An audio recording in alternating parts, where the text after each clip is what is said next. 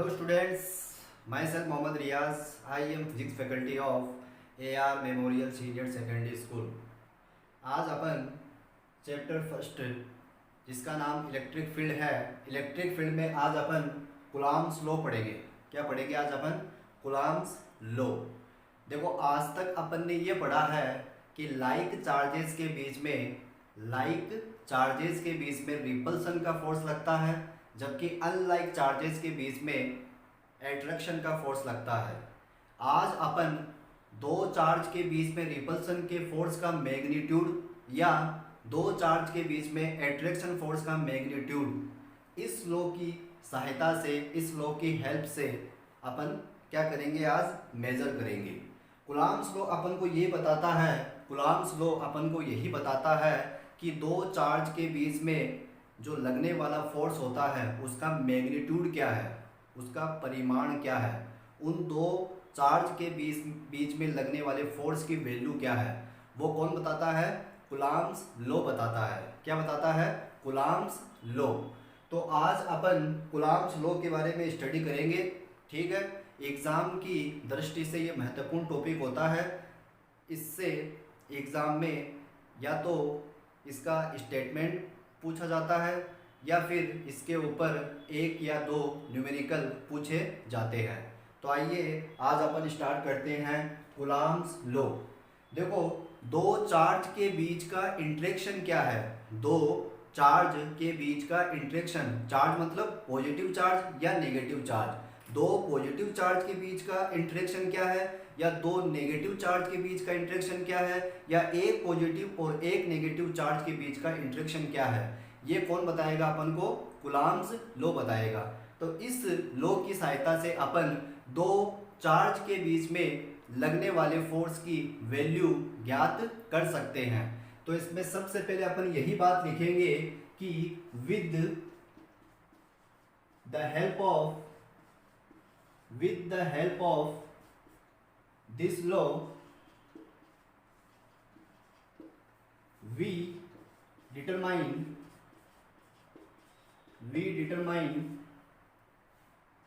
the magnitude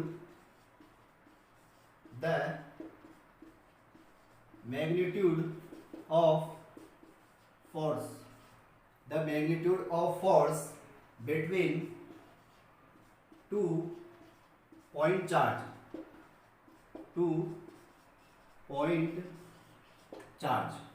देखो यहाँ पर एक नाम लिखा है पॉइंट चार्ज। इस पॉइंट चार्ज का मतलब क्या होता है ये अपन बाद में सीखेंगे।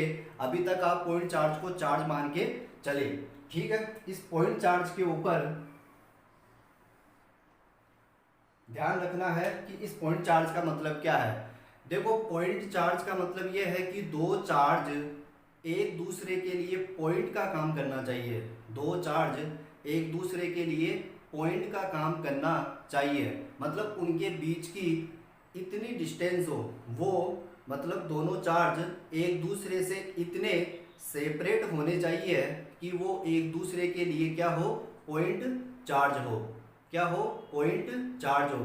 फॉर एग्जाम्पल जैसे मेरे पास में एक बहुत बड़ी बॉल है, बहुत बड़ी क्या है? बॉल है। अगर वह बॉल मेरे नज़दीक है तो वह मेरे लिए पॉइंट चार्ज की तरह बिहेव नहीं करेगी। अगर इसी बॉल को अपन क्या करें? बहुत दूर लेके जाए, क्या करें अपन? इसी बॉल को बहुत दूर लेके जाए तो यह मुझे एक पॉइंट की तरह दिखेगी। क्या करे? क्या होगी? अगर यही बॉल मुझसे क्या हो? बहुत दूर हो तो यही बॉल मेरे को क्या दिखेगी? एक पॉइंट की तरह दिखेगी। किसकी तरह दिखेगी? पॉइंट की तरह। तो वह मेरे लिए क्या हो जाएगी? एक पॉइंट चार्ज की तरह हो जाएगी। वैसे ही दो चार्ज के बीच का डिस्टेंस इतना होना चाहिए कि दोनों चार्ज एक दूसरे के लिए किसका काम करे? पॉइंट का काम करे। ठीक है, तो इसका मतलब पॉइंट चार्ज का मतलब क्या होता है कि दो चार्ज के बीच की जो डिस्टेंस है वो इतनी होनी चाहिए कि वो दोनों एक दूसरे के लिए क्या हो? एक पॉइंट का काम करे। ठीक है, तो यह लॉ अपन को क्या बताएगा? With the help of this law we determine the magnitude of force between two point charge. अब दो पॉइंट चार्ज के बीच का फोर्स डिटरमाइन करने के लिए, उसकी वैल्यू ज्ञात करने के लिए कूलॉम्स ने एक लॉ दिया, जिसका स्टेटमेंट अपन अभी लिखेंगे। इसका स्टेटमेंट क्या होगा वो आप लिखे अपनी कॉपी के अंदर। इसका स्टेटमेंट क्या है, इसका स्टेट क्या है। तो according to Coulomb's law, according to Coulomb's law, according to Coulomb's law,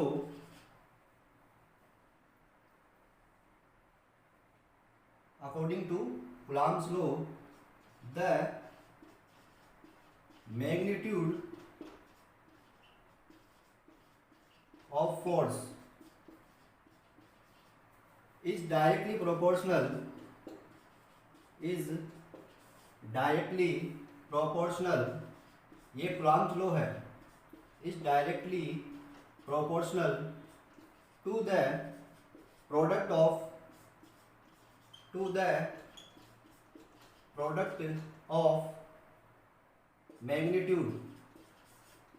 magnitude of point charges। मतलब पॉइंट चार्ज के मैग्नीट्यूड के प्रोडक्ट के क्या होगा, ये फोर्स डायरेक्टली प्रोपोर्शनल होगा। According to Coulomb's law, the magnitude of force is directly proportional to the product of magnitude of point charge। Point charge, magnitude of 2 point charge, ऐसे यहाँ पे लिखे magnitude of 2 point charge। फिर उसके बाद में क्या आएगा, ये स्टेटमेंट आपको याद रखना है, ये ठीक है। And inversely proportional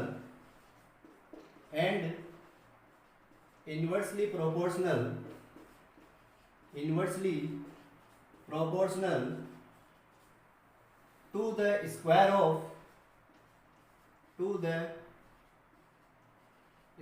of distance, to the square of distance between 2 point charge, between 2 point charge, ठीक है। तो कूलॉम्स लॉ ने ये स्टेटमेंट दिया कि उन दो चार्ज के बीच में, जैसे ये पॉइंट चार्ज है, ये चार्ज है, एक ये चार्ज है, ठीक है, इन दो के बीच की डिस्टेंस अपन r मानते हैं।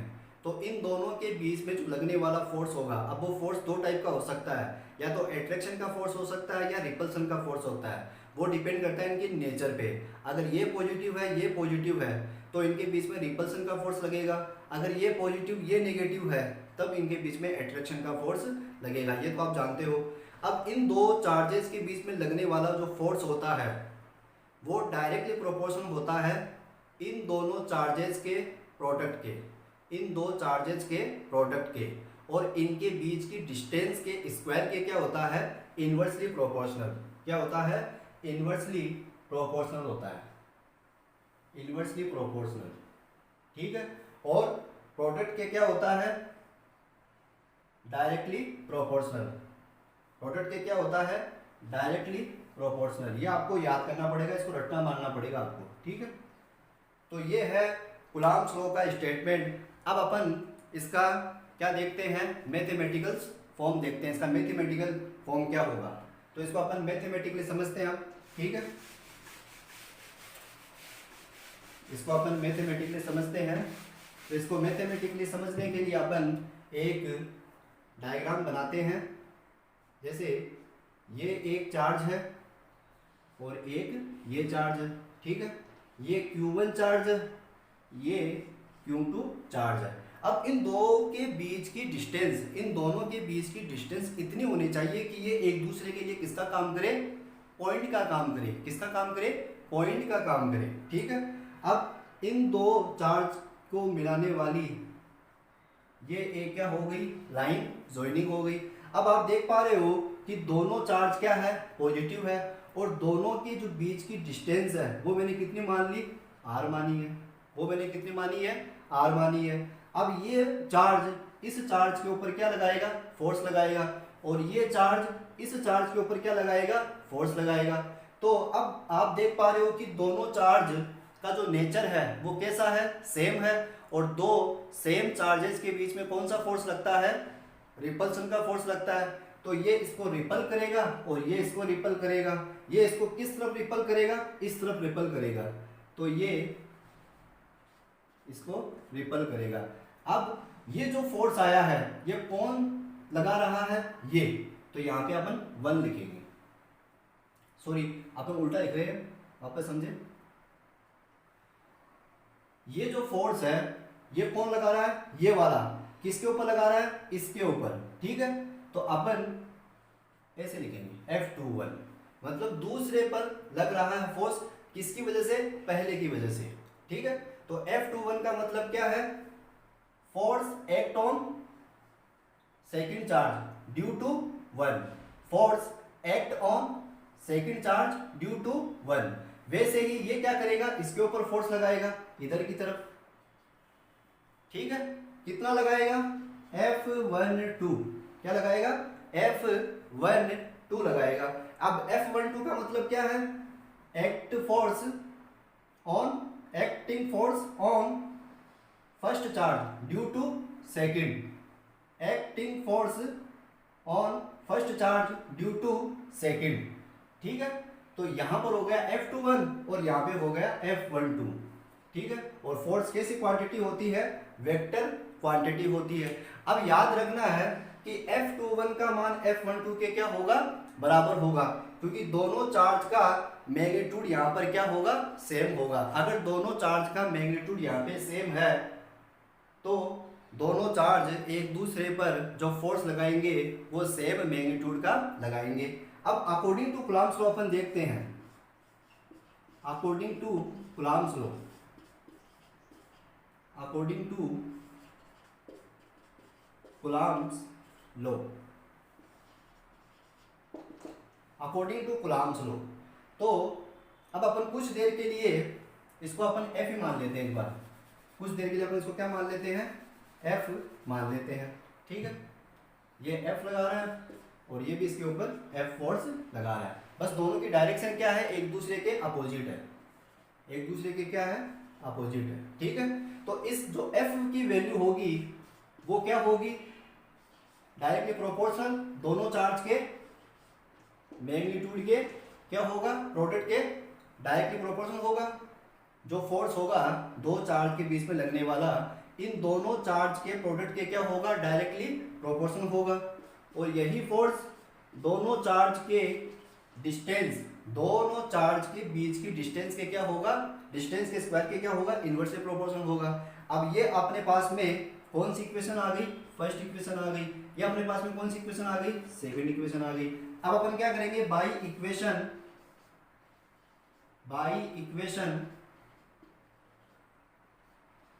फर्स्ट एंड इक्वेशन सेकंड, ठीक है। तो by equation first and equation second से अपन क्या देखेंगे कि F directly proportional Q1 Q2 upon R square, ये तो होगा, ठीक है। अब जब इस डायरेक्टली प्रोपोर्शनल को अपन हटाएंगे तो अपने बीच में क्या आएगा, एक प्रोपोर्शनल कांस्टेंट आएगा। वो क्या आता है वो देखिए आप, इसको उतार ले पहले।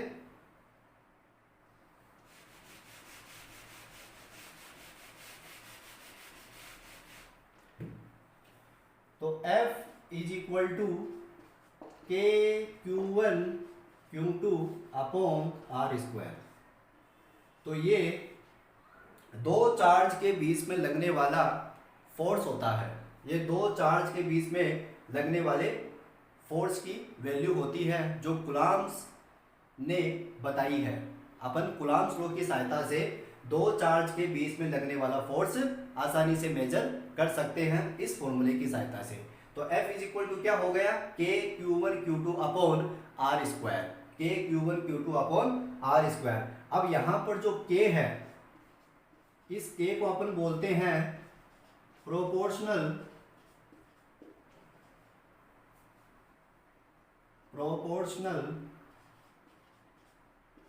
Constant, proportionality constant. ठीक है, इसको अपन क्या बोलते हैं, प्रोपोर्शनलिटी कांस्टेंट। और इसकी वैल्यू कितनी होती है वो भी आपको याद रखनी है। वो कितनी होती है, k is equal to 1/4πε0। k is equal to क्या होता है, 1/4πε0। यहां पर जो एप्सिलॉन नॉट है, इसको अपन क्या बोलते हैं, परमिटिविटी ऑफ एयर या फिर वैक्यूम मीडियम। अब ये परमिटिविटी क्या होती है ये तो अपन अगले लेक्चरों में देखेंगे। अभी तक आप इतना याद करो कि एप्सिलॉन नॉट को अपन क्या बोलते हैं, परमिटिविटी ऑफ एयर या फिर वैक्यूम मीडियम बोलते हैं। जिसकी वैल्यू कितनी होती है वो भी आपको याद रखना है। इसकी वैल्यू कितनी होती है, इसकी वैल्यू कितनी होती है, एप्सिलॉन नॉट की वैल्यू होती है 8.854 इंटू 10 की पावर -12। अब इसकी यूनिट होती है कूलम्ब का square upon newton metre square. ठीक है, 8.854 इंटू 10 की power -12 coulomb square upon newton metre square. जब ये वैल्यू आप यहाँ पर पुटअप करोगे, तो यहाँ पर जो k की वैल्यू आएगी वो कितनी आएगी, तो k is equal to 1/4π into 8.854 into 10 की पावर -12 हो गया। जब अपन इसको सॉल्व करेंगे तो k is equal to 9 into 10 की power 9 newton metre square upon coulomb square, newton metre square upon coulomb square. यह आपको याद रखनी है डायरेक्ट, याद रखनी है कि k की वैल्यू कितनी होती है, 9 इंटू 10 की पावर 9 न्यूटन मीटर स्क्वायर पर कूलम्ब स्क्वायर।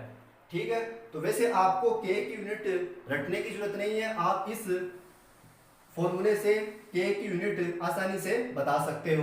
देखो यहाँ से k इज इक्वल टू क्या होगा, अगर इसको अपन इधर लेके आएंगे तो ये f इंटू आर स्क्वायर होगा। देखो न्यूटन मीटर स्क्वायर पर कूलम्ब स्क्वायर कैसे आई है, अगर अपन उस फॉर्मूले के अकॉर्डिंग देखें तो f इज इक्वल टू क्या है, k q1 q2 upon are square है। ठीक है, तो यहाँ से k इज इक्वल टू क्या हो जाएगा, f R square upon q1 q2। f को बोलते हैं फोर्स की यूनिट होती है न्यूटन, और r डिस्टेंस है, डिस्टेंस की यूनिट होती है मीटर स्क्वायर, तो मीटर स्क्वायर हो गया। और यहाँ पे चार्ज है, 2 चार्ज है, और एक चार्ज की यूनिट क्या होती है, कूलम्ब, तो इसकी यूनिट क्या होगी, कूलम्ब, तो कूलम्ब का स्क्वायर, तो न्यूटन मीटर स्क्वायर पर कूलम्ब स्क्वायर, ये k की यूनिट होती है जो आपको याद रखनी है। अच्छा, ये जो यूनिट आई है, ये जो वैल्यू आई है 9 इंटू 10 की पावर 9 न्यूटन मीटर स्क्वायर पर कूलम्ब स्क्वायर, ये किस मीडियम के लिए आई है, ये कौन से मीडियम के लिए है, जैसे एप्सिलॉन नॉट परमिटिविटी है कौन से मीडियम की, एयर मीडियम की या फिर वैक्यूम मीडियम की। वैसे ही ये k की वैल्यू किसकी होगी, फॉर एयर या फिर क्या बोल सकते हो, वैक्यूम मीडियम। ठीक है, तो ये आपको याद रखना है, 9 इंटू 10 की पावर 9 न्यूटन मीटर स्क्वायर पर coulomb square. f is equal to क्या होता है, k q1 q2 upon r square. ठीक है, अब अपन बात करते हैं इसकी डायमेंशनल फॉर्मूले की। इस k का डायमेंशनल फॉर्मूला क्या होता है, इसको उतार ले आप।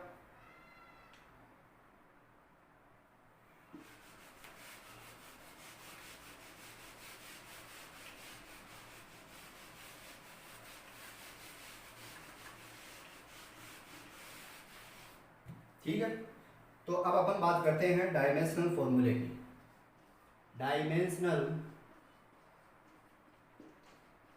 Dimensional formula of k। तो k का डायमेंशनल फॉर्मूला क्या होगा, तो देखो k इज इक्वल टू क्या होता है, 9 इंटू 10 की power 9 newton metre square upon coulomb square. ये तो होता है न्यूटन मीटर स्क्वायर पर कूलम्ब स्क्वायर। देखो वैल्यू को नहीं देखना है, यूनिट को देखो। यूनिट के बेस पे अपन क्या कर सकते हैं, किसी भी डायमेंशनल फॉर्मूले को प्रोड्यूस कर सकते हैं। तो डायमेंशनल फॉर्मूला देखो क्या हो जाएगा, न्यूटन है। अब न्यूटन किसकी यूनिट होती है, फोर्स की, तो यहाँ पर आएगा फोर्स का डायमेंशनल फॉर्मूला, ठीक है। मीटर स्क्वायर किसकी होती है, लेंथ की। कूलम्ब स्क्वायर किसकी होती है, चार्ज की। तो इसको देखो कैसे करेंगे अपन, न्यूटन का मतलब क्या है, यहाँ पे फोर्स है।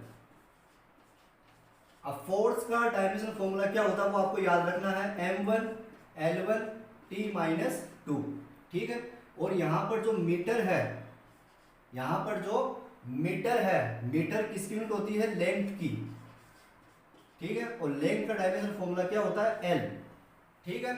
और यहां पर क्या है, कूलम्ब, यहां पे क्या है, कूलम्ब। कूलम्ब किसकी यूनिट होती है, चार्ज की। किसकी यूनिट होती है, चार्ज की। और चार्ज का डायमेंशनल फॉर्मूला मैंने आपको पढ़ाया है, पिछले लेक्चर में मैंने आपको चार्ज का डायमेंशनल फॉर्मूला पढ़ाया है। वो क्या होता है, m0 l0 t की पावर 1 और a की पावर 1, ठीक है। तो ये सारी वैल्यू आप यहाँ पर पुटअप करके इसका डायमेंशनल फॉर्मूला आसानी से ज्ञात कर सकते हो। क्या आएगा देखते हैं। तो इसका जो डायमेंशनल फॉर्मूला होगा वो क्या होगा, देखो पहले न्यूटन का डायमेंशनल फॉर्मूला, न्यूटन फोर्स है, फोर्स का डायमेंशनल फॉर्मूला क्या होता है, m1 l1 t-2, ये लिखा।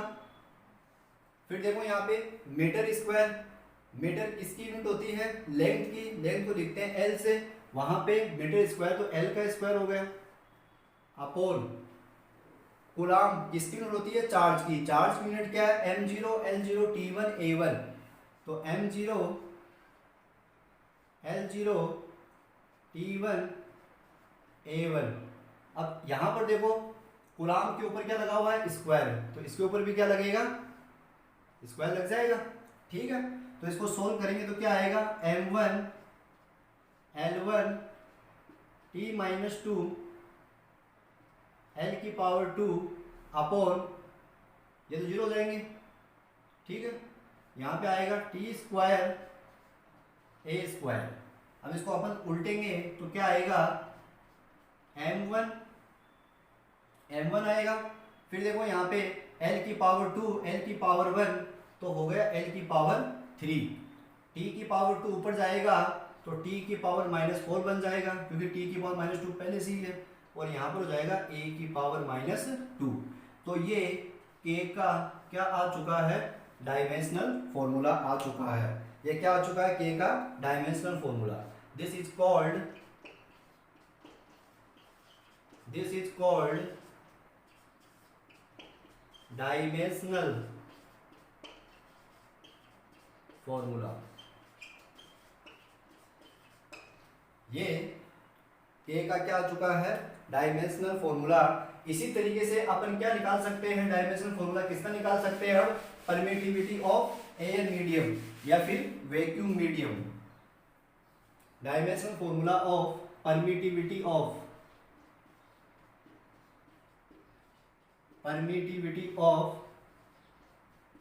एयर, या फिर इसको अपन क्या बोल सकते हैं, वैक्यूम मीडियम।